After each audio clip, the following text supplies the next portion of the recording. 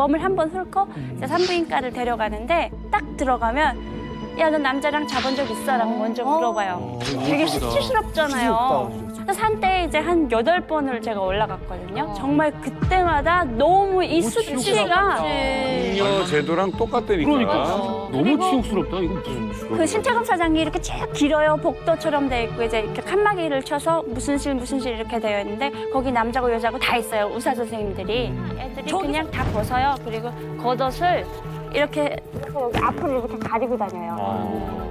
예, 그걸 또 보려고 나오는 그 간부들이 있어요. 치득치득거려요. 옆에서 쟤는 어떻다, 쟤는 어떻다 이렇게 말을 해요. 다 들려요.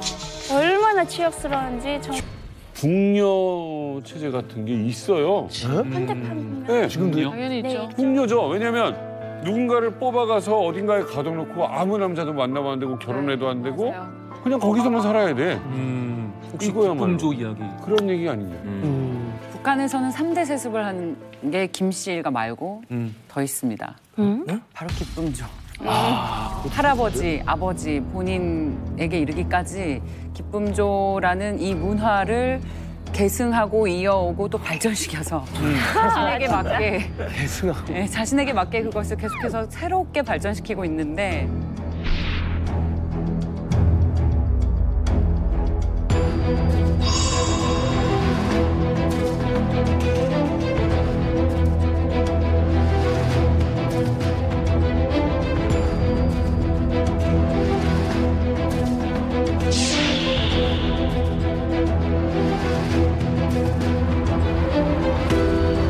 김정은은 그 유럽에서 공부를 했잖아요. 스위스에서 공부를 해서 취향이 굉장히 고급스러워서 와인도 좋아하고 샴페인도 좋아하고 승마도 좋아합니다. 치즈도 좋아하고. 그래서 기쁨조와 함께 그거를 즐기기 위해서 이런 걸 사는데 우리 돈으로 수십억, 수백만 파운드를 써요. 말만 해도 기쁨조를 유지하는데 굉장히 많은 돈을 쓰는데 심지어 기쁨조가 고급 스포츠인 승마를 즐길 수 있도록 그것까지 다 지원을 해주는 등 정말 돈을 쓰는데 아끼지 않아요. 얼씨구. 얼씨구다 진짜.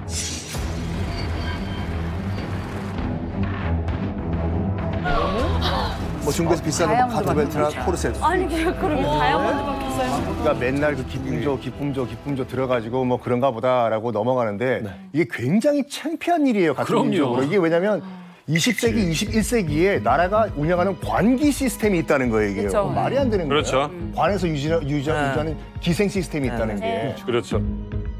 이게 기쁨조가 어떻게 출발했냐면 처음에는 김일성의 만수무강을 축원한다면서 만수무강조로 이제 출발을 했잖아요. 근데 김정일의 사실 어떻게 보면 개인적인 욕구를 채우기 위해서 공식적인 여자들이 필요했던 거죠. 그러니까 장성택을 시켜가지고 공식적인 걸 좀 만들어보자 해갖고 특각을 엄청나게 지어놨는데 이게 간부들의 말에 의하면 뭐였냐면 김일성이 죽은 것이 묘향산 특각에서 죽었는데요. 예, 맞아요. 그동안 지어놨던 특각들 다 뺏어온 거예요. 그리고 미처 관리가 안 되니까 권한행군식이 이걸 또 오픈한 것도 또 엄청 많아요. 그냥 막 오픈했어요. 이제 그 외국인들 들어오면 숙소로 쓸 수 있게끔. 그리고 이제 김정은 들어서면서 좀 조용한 것 같더라고요. 그래서 제가 보면서도 김정은은 좀 뭔가 할아버지, 아버지가 했던 불미스러운 일들을 좀 하지 않으려나 보다 생각을 했는데 그때 시기에 이 2016년도인가 17년도에 이 속옷을 엄청 사들여 갔거든요. 또 북한에 계셨던 또 그런 거위직에 계시는 분들이 얘기하시기를 모란봉악단이나 아까 왕재산예술단이나 청봉악단, 삼지연 관현악단 이들이 이미 기쁨조다. 그러니까 이제 그때 아마 한꺼번에 그 여성분들에게 다 선물을 준 것이 아닌가라는 생각을 좀 해봤더라고요. 자, 김정은이 김정일 3년상 치르자마자 가장 먼저 기존의 기쁨조를 모두 은퇴를 시키고 새로 뽑았다고 하는데 여기에 대해서 김진 기자 좀 아시는 거 있으시죠? 기쁨조에 대해서 다 정리해드릴게요. 기쁨조 백과사전. 기쁨조는 제가 정확합니다. 기쁨조가 그러니까 북한 우리가 생각하는 것처럼 막 음란한 북한 독재자의 아주 그냥 숨겨져 있는 막 이런 뭐 그런 게 아니라 조선시대 궁녀처럼 북한의 공식 정부 기구예요. 기쁨조 시스템화돼 있죠. 그게 더 문제야. 기쁨조에 관련해서 김정은 시대에 두 가지 설이 있습니다. 첫 번째는 이름나 있는 세 개의 북한 학자들은 기쁨조가 없었다라고 분석하는 학자들도 있어요. 그래. 생모에 대한 아픈 기억, 그리고 리설주에 대한 독특한 부부관계라는 근거로 들며 기쁨조가 없어졌다는 설이 있어요. 또 다른 북한에 대해 정평한 학계와 언론 파트에서는 김정은의 지시로 김정은의 기품조를 새로 꾸렸다라는 네. 설이 있어요. 그런데 흥미로운 사실은 뭐냐면 일본 와세다대 학교의 북한 연구자인 시게무라 토시미스 일본 교수가 기품조와 관련해서 연구를 진행해서 영국 매체들과 대대적으로 인터뷰를 한 적이 있어요. 그때 얘기했던 게 굉장히 흥미로운 주장인데 초반에는 김정은이 기품조 선발을 중지시켰다는 거예요. 그래서 실제로 북한 내부에서 김정은은 아버지, 지 할아버지랑 다르다라는 얘기도 맞아요. 돌았었대요. 나왔어요. 네. 그런데 아버지 김정일의 삼령상 직후 김정은이 새로 기품조를 만들라라고 지시했다는 게 와세다 대학교 교수의 분석인데 그 이유가 우리가 생각하는 것처럼 지 아버지 상 3년 끝나자마자 기품조부터 뽑네 이게 아니라 김정은이 권력 공식석상에 집권을 해서 측근들에게 내렸던 가장 큰 워닝 시그널이 뭐냐면 아버지 때의 사람 그 어느 누구도 믿지 마라 라고 총체적인 검열에 들어갔다는 거예요. 장석 때부터 군 말단 조직, 아버지의 기품조까지. 그렇기 때문에 김정은이 그 아버지의 기품조에 대해서 일시적으로 기능을 정지시켰고 네. 그때 김정은을 위한 기품조도 새로 꾸려졌다라고 보는 게 현재로서는 김정은의 기품조에 대해서 가장 정확한 분석이라고 볼 수 있습니다. 김정은이 기품조를 개편할 때 내놨던 제일 큰 이유가 여성들이 나이가 차서 이제 젊음과 활발함을 잃었다. 이게 이제 가장 큰 이유로 이제 기품조를 없애버렸는데 13살부터 검사를 시작해서 26살에 이제 은퇴를 하는데 그런 이유로 없앴다는 건 사실상 이해가 안 되는 부분이 크다. 이렇게 볼 것 같고 기품조를 뽑을 때도 김정일은 김정일 본인만의 스타일이 있는데 그거를 어머님한테서 굉장히 많이 가져왔대요. 어머니의 어떤 상을 굉장히 많이 그려서 기품조를 뽑는데 엄마 닮은 사람하고 피할 텐데. 내놓게 되죠. 모성애를 자극하는 네. 그런 여성들을 위주로. 그래서 키 같은 걸 보면 김일성 때랑 김정일 때 보면 기품조들의 어떤 뽑히는 기준들이 조금씩 달랐는데 키가 굉장히 작았다고 해요. 근데 김정은은 이제 해외에서 이제 유학도 하고 굉장히 그 키가 좀 크면서 글래머한 여성들을 원했기 때문에 아버지 때 기품조랑 본인이 원하는 기품조랑은 아예 그런 성격이 달라서 완전히 한 번에 이제 갈아엎었다. 아니 그러면 김정은이 기품조를 이제 새로 뽑으면서 기존에 있던 기품조들을 이제 은퇴시켰다고 했잖아요. 네. 그럼 그 사람들은 이제 어떻게 되는 거예요? 자, 이게 이만갑에서만 이런 또 중요한 말씀을 해주신 분이 있습니다. 실제 장성택과 최측근에 있었고 김정일 파티 음식부터 시작해서 모든 뭐 가구 같은 거 이런 거 수입하는 거를 직접 하셨던 분. 이분을 만나서 저희가 여쭤봤습니다.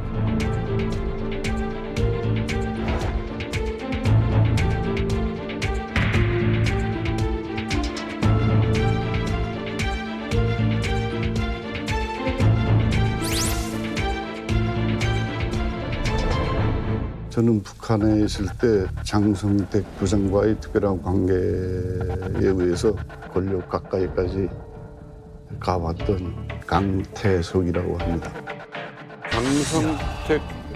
장성택과 김경희가 몰래 연애할 때 이분 집에서 있었어요.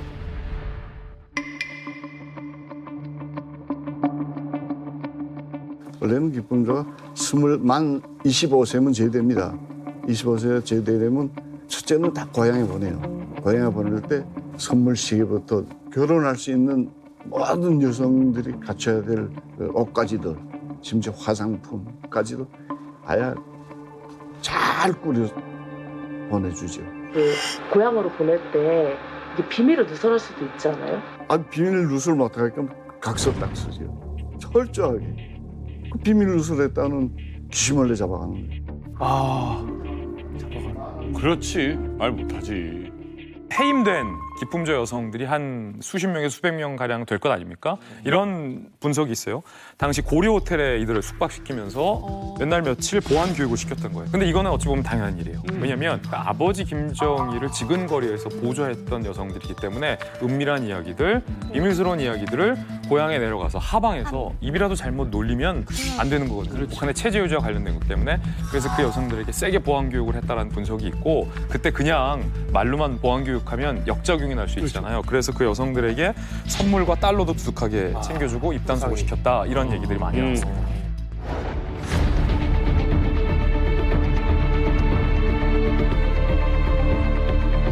집단적으로 결혼할 때가 있습니다. 김정일이 호위사령부 젊은 사람들 장악할 때 그 아가씨들 사진들을 이렇게 해서 책상에 대는 옥수들이 하나씩 마음대로 골라라 해서 하나씩 고르면 당의 명령이니까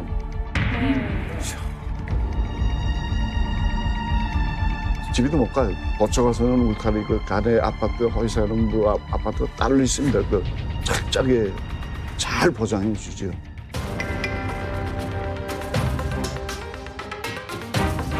그 옷가 대상이라면 딱 한 가지면 춤추고 노래하는 것만 있는 것이 아니라 별장 관리원 청소도 하고 뭐 또 심지어는 목장에 가서 돼지 키우는 옷가생도 있을 정도로 김씨 일가를 위한 그 모든 생활할 수 있는 그런 데 종사하는 사람들 다 옷가 대상을 뽑아서 했는데 기쁨조에는 그중에서도 인물이 출중하고 그런 애들을 뽑아서 지방에서부터 선출합니다.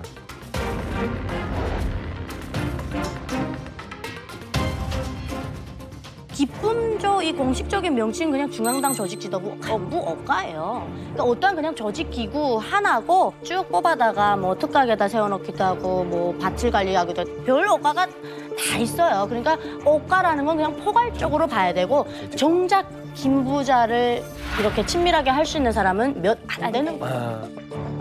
저는 이거는 들었어요. 그러니까 어릴 때 이제 한 초등학교 4, 5학년 때 이제 기쁨조 후보가 됐는데 나중에 이거 빠지려고 아버지가 백 써가지고 이거 빼주는 얘기를 많이 들었었고 북한에서는 거의층의 자녀들이 기쁨조를 가는 일이 없어요.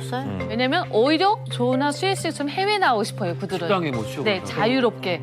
왜냐면 기쁨조에 가서 어떤 걸 그들이 더 잘할 거잖아요. 그러니까 자식들을 귀하게 키워서 보내고 싶지가 않아서 뇌물을 줘서라도 무조건 빼내요. 그러니까 백 있는 사람들은 이렇게라도 하잖아요. 근데 백 없는 사람들은 이거 실제 있었던 얘기인데 딸이 19살에 이제 고등학교를 졸업하고 방직 공장에 취업이 됐는데 어느 순간 갑자기 중앙당에서 올라와서 신체 검사를 쫙 하더니 집에 내려가서 아빠 엄마한테 인사하고 와라. 이제 오빠로 승강에 올라간다. 뽑아가는 거예요. 네, 그래서 아빠가 그날 밤으로 자기 공장에 있는 남자를 데려다가 그날 밤으로 약혼을 시켜버리고 잠자리를 아예 그날 밤에 만들어버린. 대박이다. 아니 근데 얘기를 듣다 보니까 오과에 대한 얘기를 듣다 보니까 아니 북한은 사실 조선 역사에 대해서 굉장히 무시하잖아요. 근데 얘기를 듣다 보니까 이거 완전 연산군 시대 최고잖아요. 맞아. 그러니까 맞잖아요. 조선 27명 왕 가운데서 가장 최악의 폭군 연산군이 가장 폭군으로 기억이 되는 게 뭐냐면 여자를 굉장히 좋아했어요. 좋아하면서 뭐 했냐면 전국에 있는 모든 미녀를 다 갖다 뽑아서 나한테 바치라 하면서 전국을 조선 팔도를 다 돌아요. 가가지고 이쁘다고 생각하는 여자들은 솔직히 실제로 납치를 해와요. 납치를 해요. 그러면 당연히 아빠는 그날 저녁 결혼을 시켜버려요. 그러니까 지금 나온 에피소드가 다 연산군 때 얘기하는 맞아요. 와. 정말 그중에서도 베스트 오브 베스트. 진짜 이쁜 그 뭐라고 할까 여인들은 흥청이라고 뽑혀가지고 이 그 연산군과 놀아나거든요. 여기서 나온 게 흥청망청. 흥청망청. 이것 때문에 나라가 망했다고.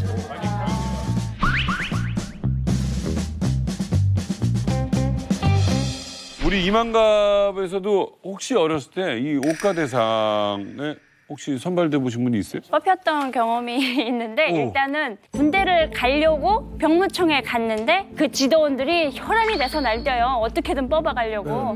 그래서 뽑혀서 가긴 했는데 신체 검사만 한 8번을 한 것 같아요.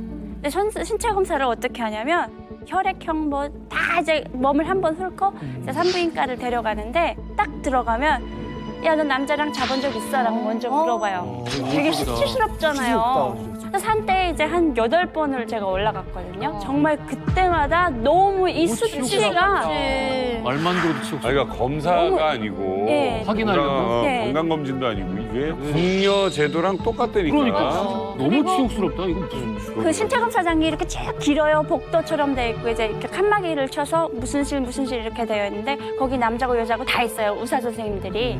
저기서 저기까지 가야 되는데 옷을 내가 여기서 입고 저기 가서 떠먹고 하기 힘드니까 애들이 그냥 다 벗어요. 그리고 겉옷을 이렇게 여기 앞으로 이렇게 가리고 다녀요. 예, 그걸 또 보려고 나오는 그 간부들이 있어요. 키득키득거려요. 옆에서 쟤는 어떻다, 쟤는 어떻다 이렇게 말을 해요. 다 들려요. 얼마나 치욕스러운지 저는. 저도 뽑혔었는데 수혜 씨랑 좀 다른 게 저는 제가 어디 뽑혀가는지도 모르고 뽑혔어요. 그냥 간부들이 와서 가자 이러고 선수들에게. 차를 태우고 간 것이 어떤 산속이었어요. 산속에 기숙사처럼 되게 집이 있었고 거기 갔더니 제가 그때 16살이었는데 제 또래의 다양한 여자애들이 와 있더라고요. 근데 우리도 일주일 동안 어마어마한 신체 검사를 거쳤고 근데 애들이 점점 빠져나가요. 신체 검사 한 다음에 10명 정도가 처음에 모였다면 7명, 6명 하면서 줄어들다가 마지막에 한 4명이 남았어요. 그래서 우리는 버스 타고 집에 돌아왔죠. 돌아왔구나. 그래서 약간 선수 생활할 때 수중 발레 하는 친구들이 되게 예뻐요. 어렸을 때부터 또 부모님들 외모까지 보고 뽑는 친구들이기 때문에 그래서 계속 뽑으러 오는 거예요, 간부들이. 우리 훈련하는데 막 이만한 간부들이 계속 들이닥치니까 코치들이 당황을 하는 거예요. 그래서 어느 순간에 우리한테 코치들이 야 쌍꺼풀 수술해, 문신해 이런 거를 요구를 했었어요. 문신을 하라고요? 왜냐면 그런 문신이나 쌍꺼풀 수술이 있으면 탈락인 거예요. 오빠를 안 데려가니까. 무조건 자연미인이 돼야 돼. 일부러. 농촌에서는 가지 못해서 한다. 그렇지. 이거 안 되죠. 정확한 거는 이제 뭐 평양이나 뭐 좀 권력층이나 그렇게 하지. 지방의 농촌에서는 거의 옷가 못 가서 가문의 영광이에요. 영광입니다. 이거 하나만 뽑히면 이 집안은 정말 난리가 나는 거지. 제대 후에도 풀리니까. 저는 옷가 뽑혔어요, 저도. 뽑혔다고요? 남자는 뽑혀요. 뽑혔다고요? 남자는 뽑혀요. 남자도 많이 뽑아요. 맞아요. 남자가. 남자는 중학교 3학년부터. 그리고 중학교 5학년에 옷가 훈련을 가야 돼요. 일주일 동안. 가서 신체 검사 거기서 이제 신체가 옷가에 갈 수 있는지 대충 훈련을 해요. 궁금한 거 남자는 옷가에 뽑혀서 뭐예요? 옷가라고 가면은 남자고 여자고 똑같아요. 무슨 뭐 무조건 기쁨 조고 뭐 다 그런 게 아니고 김정은 경호하는 거 다 남자죠. 뭐 여자가 하진 않잖아요. 그리고 특각이라든지 이거 다 남자들이 저걸 하죠. 예. 그 청소하는 사람, 관리하는 사람, 뭐 친구 보는 사람 다 부류가 있어가지고 남자들이 거의나 요리도 다 남자들이 하게. 자, 우리 오늘 황색 비디오부터 뭐 기쁨조 이야기까지 여러 가지 이야기 해보고 있는데 지금 북한에서 퇴폐 문화라고 문제 삼고 있는 것들, 이 원흉, 이 사람 때문이라는 지적이 있습니다. 네.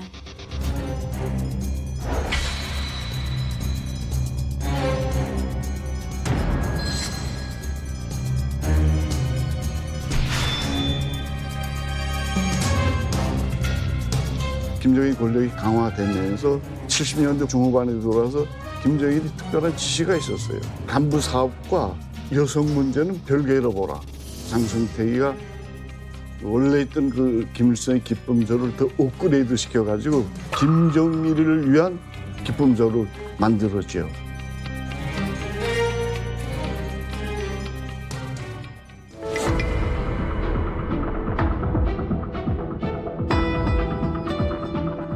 그 파티, 김정일이 파티, 김정일이 알쌈들끼리 모를 때는 추잡한 행위까지 파티 도중에 정전을 탁 시키고서 좀 마음 드는 사람끼리 뽀뽀하고 또 같이 키스도 하고 뭐 옷도 벗기고 뭐 하여튼 별짓을 다 했다. 뭐야. 진짜 변태다. 거긴 그 최대의 영광으로 생각하니까 몸과 마음뿐이나 성까지도 그거는 최대의 영광으로 생각해요. 그야말로. 이런 기쁨조가 생겨나면서 이렇게 북한의 물란한 성문화가 시작이 됐다고 보시나요? 그렇죠. 원래는 안 그랬습니다.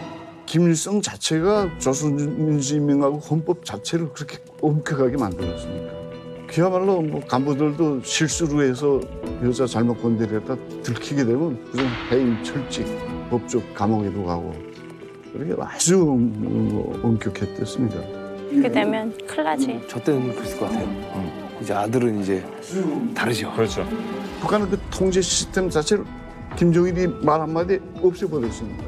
진짜 성문화가 아주 난잡했지. 아마 한국 가보니까 한국에 오히려 그 성문화가 북한보다 더 엄격한 느낌을 들었는데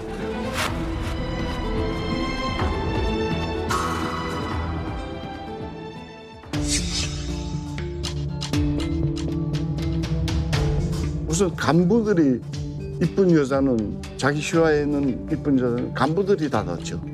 그렇게 되면 전 사회가 법적으로도 통제를 전혀 여성들은 어릴 때부터 성적 놀이를 하면서 그걸 자랑스럽게 막 오픈도 시키면서 하여튼 성문화가 내가 있을 때가 제일 물러냈어요.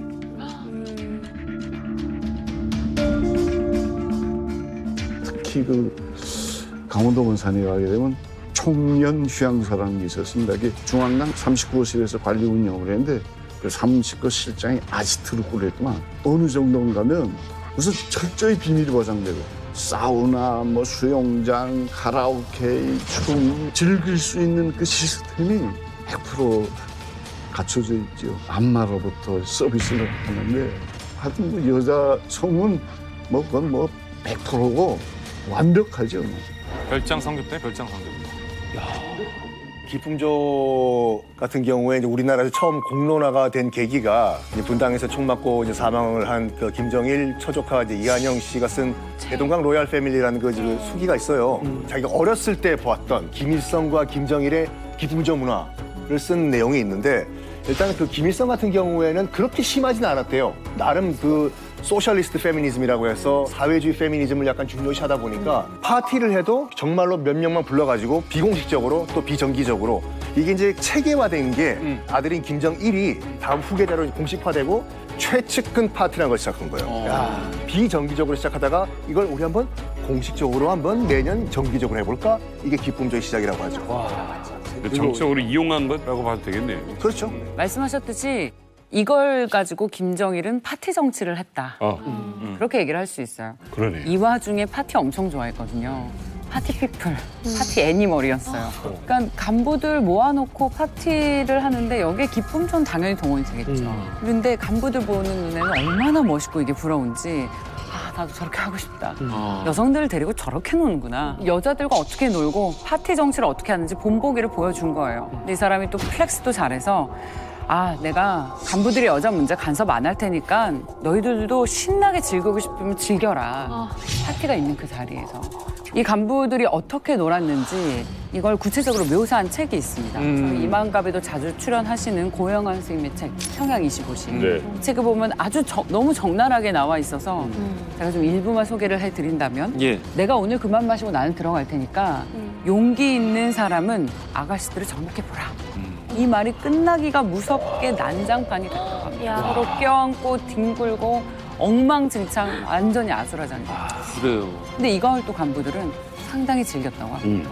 그걸 정치 이용했고요, 김정일. 그 김정일 파티는 굉장히 유명한데요. 그 자기 측근들을 불러가지고 기쁨조들 데려가가지고선 이렇게 야한 옷을 입혀놓고 기마 싸움을 시켜요. 김정일이 이렇게 쳐다보고 있는데 야 뭐가지 따라 막 이렇게 막 하는데 그게 이제 좀 재밌었나 봐요. 극도로 이제 막 흥이 올라가니까 우통까지 벗어 던졌다 이런 얘기를 하는데 이런 파티를 보름을 연속했대요. 그래서 끝나고 나니까 모든 동원됐던 용품들을 다 갖다가 그 자리에서 소각을 해버리는. 북한 같은 경우 상당히 좀 봉건적인 것 같아요. 그러니까 이른바 조선시대 때 후기의 그 남존여비 세상 이런 것들이 그냥 그대로 남고 그걸 갖다가 온전시킨 것 같고요. 어떻게 보면은 지금 이 사람들 벌이는 게 굉장한 일탈이잖아요. 거기 이거 흔히 말하는 게 룸살롱. 룸살롱에서 하는 짓들을 지금 국가의 그 지도자들이 좀 앉아가지고 그다음에 그 국가의 어떤 공식 조직이잖아요. 그걸 이용해서 했다라는 게 좀 충격적이고요. 사실은 남한에도 있었죠. 그러니까 채홍사라는 말이 남한에도 있었는데 박정희 같은 경우에 이제 근데 이것은 국가 기관이 아니라 뭐랄까 정보부에서 그때그때 이렇게 하는 건 있었지만 어떤 기관 전체를 이렇게 한 경우는 전 들어본 적 없고 다른 사회주의 국가에서도 들어본 적 없습니다. 아직까지 북한은 여성의 성을 남성의 어떤 소유물로 여기는 시선들이 좀 만연한 것 같아요. 많은 여성들이 이제 군대를 가서 입당을 할 때 정치 지도원들이 하룻밤 자고 나야 나랑 널 입당시켜주겠다.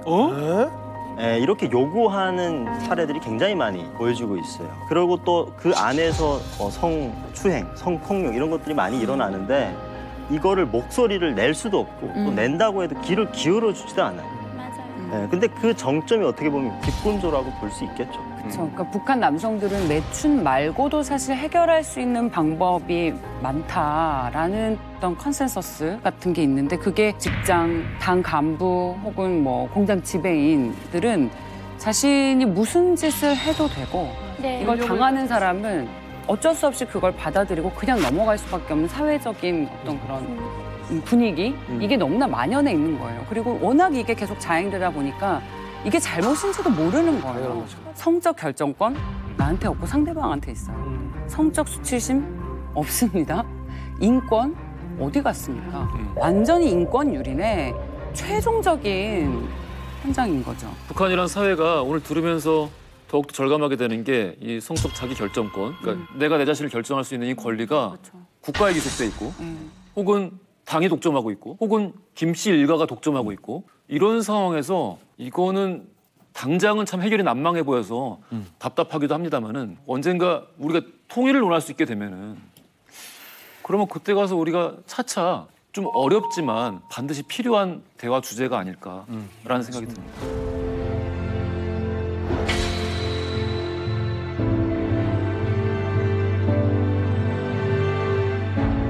앞으로도 저는 그래요. 북한의 체제가 유지되는 한은 영원히 저건 없어지지 않으리라고 봅니다. 독재자들이 가장 자기 권력을 휘두르면서 가장 즐길 수 있는 방법이 그 기쁨조라는 그런 걸 만들어 놓고 즐기기 때문에 저 정권이 유지되는 한은 절대 없어지질 않아요.